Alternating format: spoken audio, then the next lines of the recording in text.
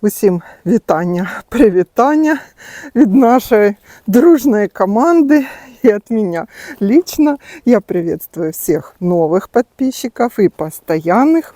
Сегодня обещала вам рассказать про хвойные свои растения. И вот как раз решила тут порядки наводить вот в этом микс-бордере хвойном. Хвойная такая композиция. Решила начать с барбариса. Это очень красивый сорт Golden Ring. Растет вот там за той смарагд.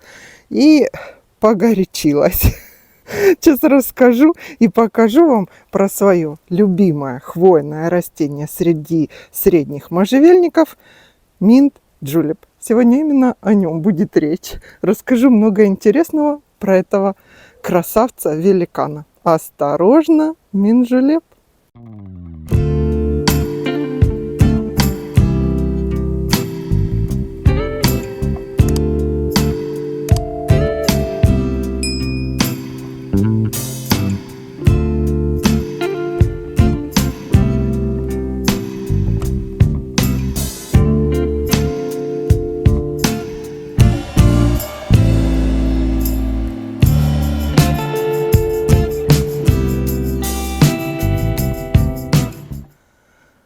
Ну, начну не с минджулепа или с минджулепа, как правильно, а с барбариса.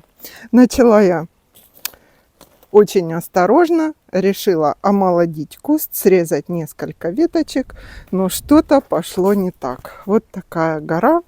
Я решила, что хочу его поднять. Потому что туя смарагд у меня уже становится однобокой. Из-за того, что он развалился, подрос. Я уже в другом месте несколько барбарисов подняла зонтом. И сейчас формирую вот этот. Связываю кембриком, вырезала сухие.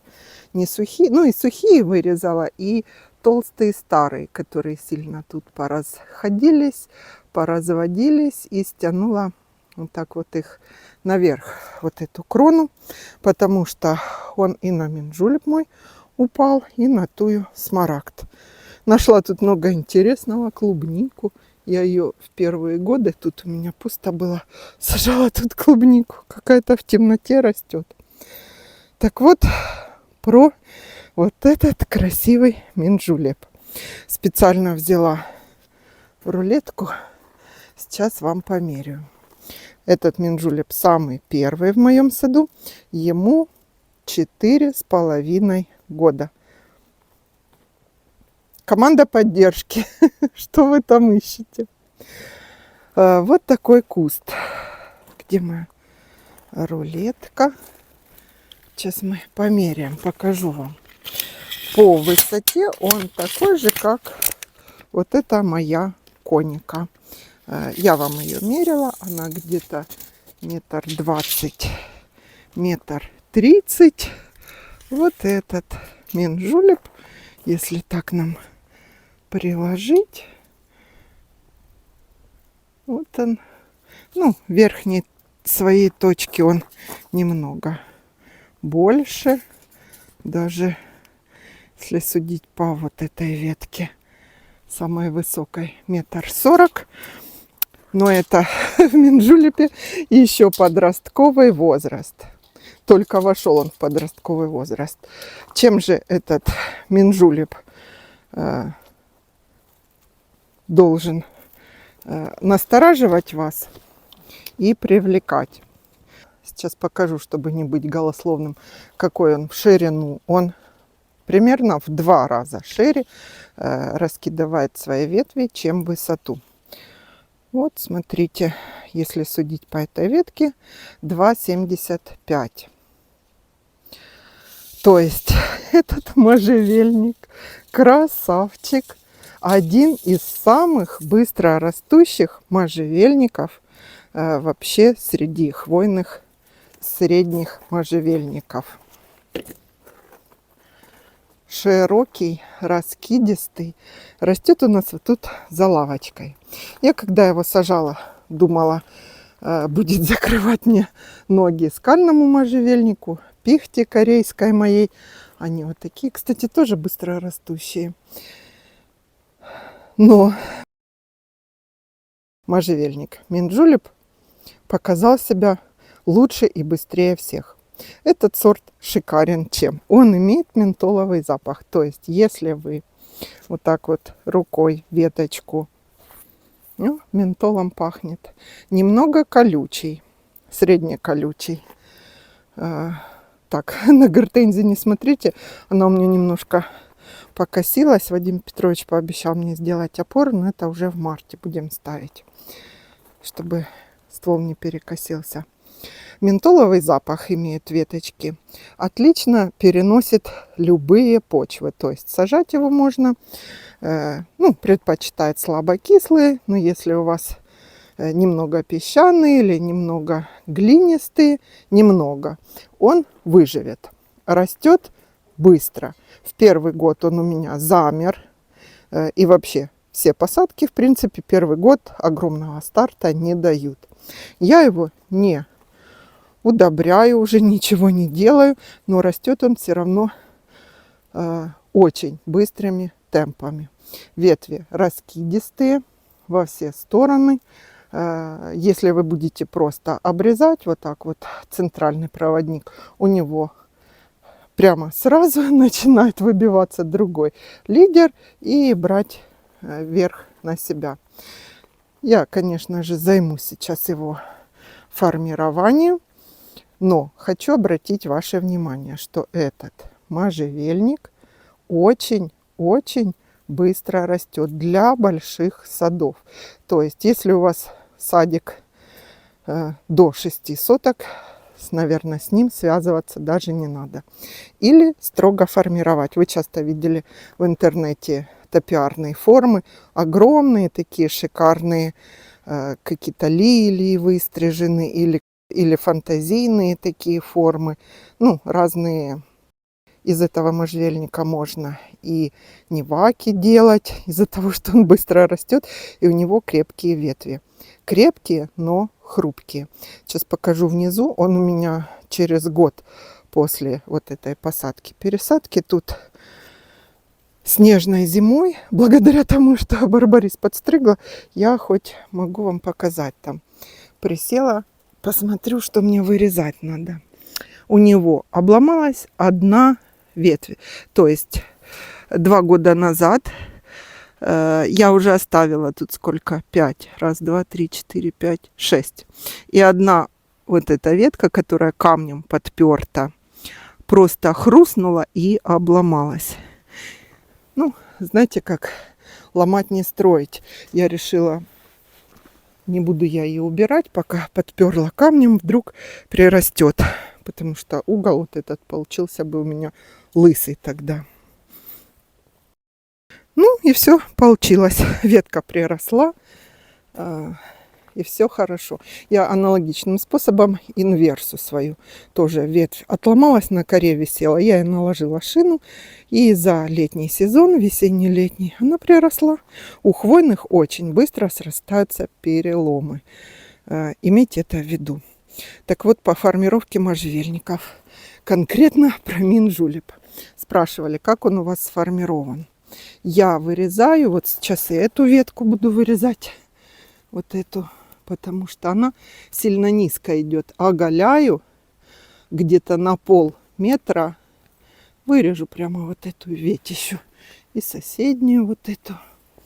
Выпилю. Там уже сантиметров 5 в диаметре эти ветки. Твердые, такие прочные. Вырезаю и поднимаю. Получается форма перевернутой пирамиды. То есть, чтобы она мне не в лицо на лавочке не колола, пусть она будет фонтаном наверх. Вот такой он, Минджулеп. Ну, видимо, я не подумала, что он такой большой. Ну, я читала, что он большой вырастает, но не придала такого значения. И посадила на своем участке, ни много ни мало, еще, даже страшно сказать, 16 штук их. В итоге, сейчас расскажу, что же я с ними делала. Покажу немножко меньшие по размеру Минджулепы. И осенью за периметр высадила 2 совсем малюсеньких.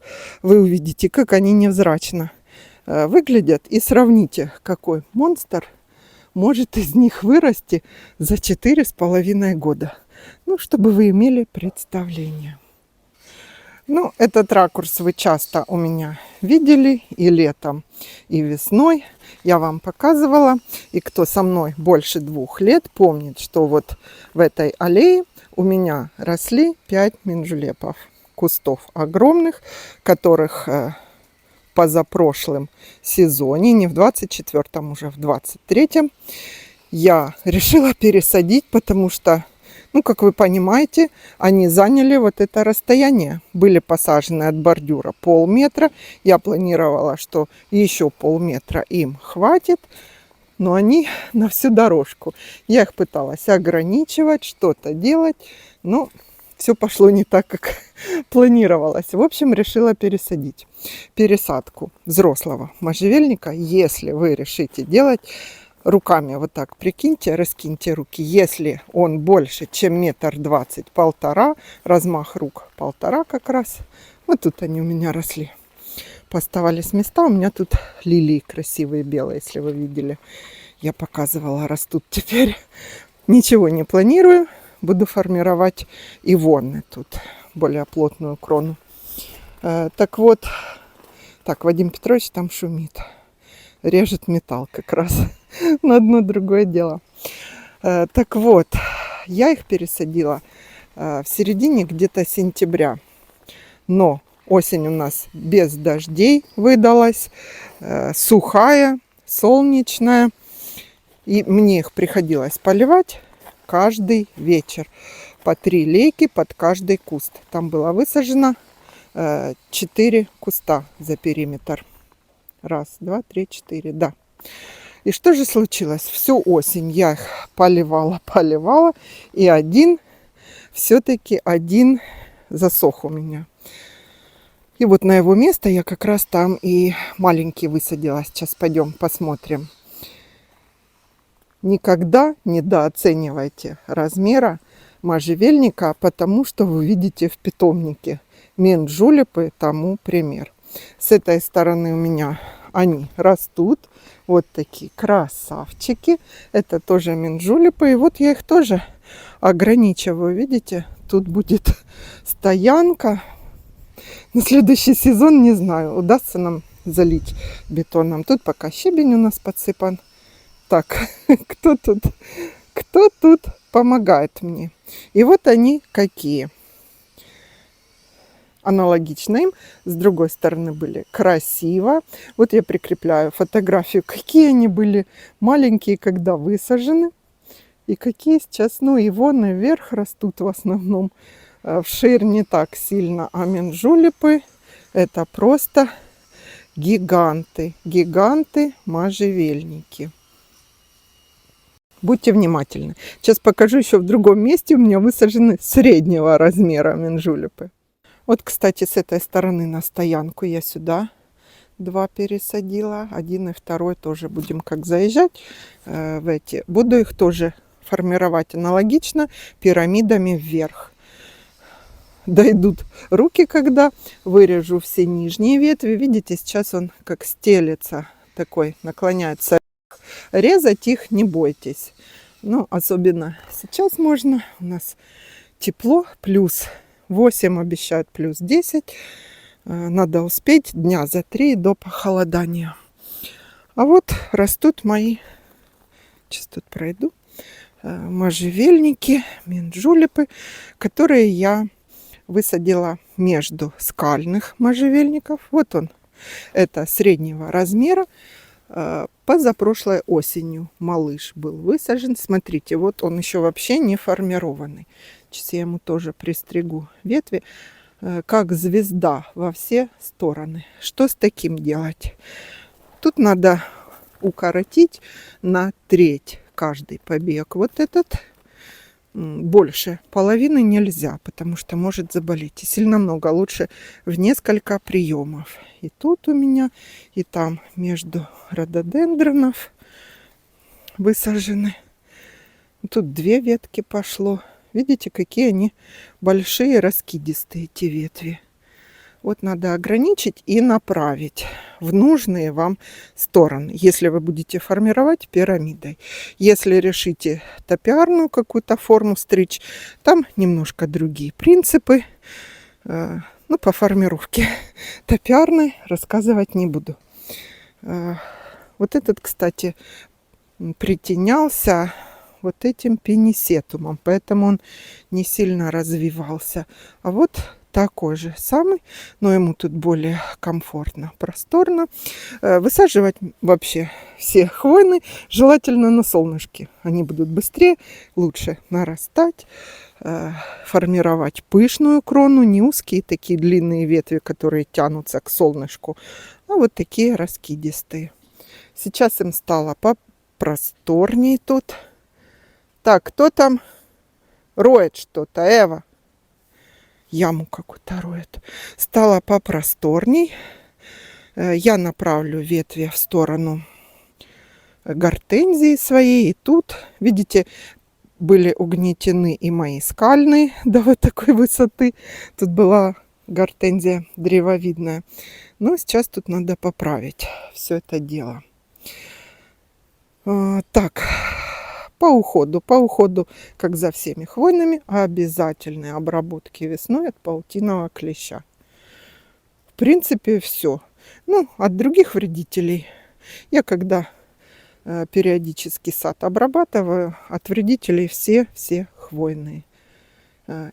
Сейчас идемте посмотрим, что у меня за периметром. Какой малышок растет. Так, ну и вот моя территория за периметром. Я тут земли немножко осенью навозила, хочу траву посеять. Понад забором вот эти древовидные свои гортензии пересадила. Ну, а сейчас я вам хотела показать. Вот он, его даже не видно. Вот этот малыш, маленький минжулеп. Замульчировала тут. Вадим Петрович дробилкой дробил мне ветви, кустарники, гортензии в основном. Вот он принялся хорошенький, размером 10 в ширину и где-то 20 в высоту. Вот такой. Вот такой я его купила. И я вам покажу, даже ради интереса, в конце сезона, какой он будет. Не обольщайтесь, вот такие малыши вырастают в огромных монстров. Тут у меня кипарисовики ивонны, уже метр, может даже и больше по высоте. Больше. Связала их, чтобы в случае снега не развалились. Крот нарыл яму. Ну, тут буду травку высаживать. Это все дела весенние. Вот, в принципе, все, что хотела сказать вам про свои можжевельники минджулепы. Красивые, шикарные, рослые, большие, но очень непредсказуемые. Прежде чем покупать и высаживать к себе в сад, подумайте несколько раз. Готовы их стричь 2 раза за сезон? Готовы ограничивать в росте? Или оставляйте много места? Очень много. Под ним же ничего. Ну, я астильбу сажала. У меня вот видео красивая астильба цветет как раз на фоне минджулепа. Но он постоянно все шире и шире становится. Я астильбу оттуда выкопала. Ей там слишком уж темно стало. Ну все, до встречи. Я пошла достригать свой барбарис. У меня там еще 2 есть. Вот эта сосна обыкновенная из леса. Тоже сюда взяла, посадила. Хочу из нее такой высокий зонт тоже сделать. Потому что ограничу ее потом в росте вершину. И будет такой, как зонтик из сосны. Видела, красивая. Все, всего хорошего. Встретимся через несколько видео. Что буду показывать еще, не знаю. Не решила. Вот такая у нас зима. А у вас как погода?